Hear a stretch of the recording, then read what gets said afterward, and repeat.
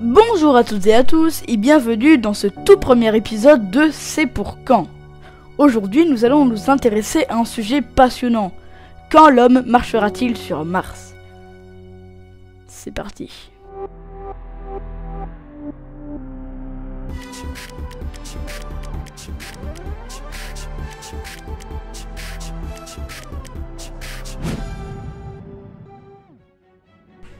Et c'est là que vous vous dites, bah facile, aller sur Mars c'est comme aller sur la Lune, en un peu plus long.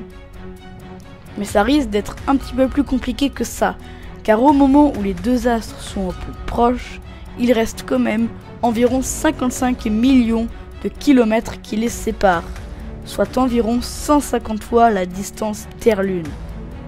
Donc autant vous le dire tout de suite, les astronautes devront être très forts psychologiquement, car pour faire ce trajet, ils devront passer entre 1 an et 1 an et demi dans une capsule très réduite en taille. Bah oui, si le trajet dure aussi longtemps, c'est à cause des mouvements des planètes.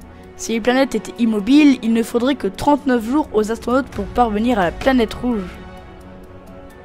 Mais ce n'est pas ça le problème le plus redoutable. Ce sont les radiations provenant du Soleil. Nous, sur Terre, nous sommes protégés de ces radiations grâce à une sorte de bouclier magnétique. Mais il disparaît au bout de 1000 km de distance. Ce qui est assez problématique pour les astronautes, car ces radiations peuvent augmenter le risque de cancer, produire des effets sur le comportement, la vision et même la mémoire. Bon allez, admettons qu'ils aient réussi à passer ce redoutable obstacle, et qu'ils arrivent enfin vers Mars. Il faudra à présent faire atterrir notre équipage, et ce sera pas une mince affaire. Contrairement à la Lune, Mars possède une fine atmosphère.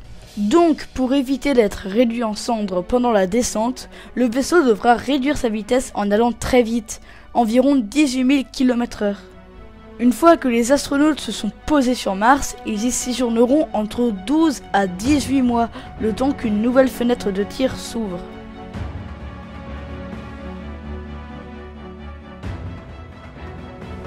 C'est bien beau tout ça, mais il est temps pour les astronautes de revenir sur Terre. Le véhicule d'ascension que la NASA devra construire pour remplir cette mission, le Mars Ascent Vehicle, représente un véritable défi d'ingénierie. Après le décollage, le véhicule de configuration exiguë devra subvenir aux besoins des astronautes pendant plusieurs jours, alors qu'ils manœuvrent en direction du vaisseau en orbite qui aura le rôle final de les ramener sur Terre. Bon allez, assez parlé. C'est pour quand tout ça? Un voyage vers Mars est possible tous les 2 ans. Mais il y a des fenêtres de tir plus favorables tous les 15 ans qui permettent d'économiser du carburant. La fenêtre de 2003 a été utilisée pour lancer la mission Mars Express, ainsi que celle de 2018 pour le robot InSight. Alors, celle de 2033 sera celle de l'homme sur Mars? À vous de me le dire en commentaire.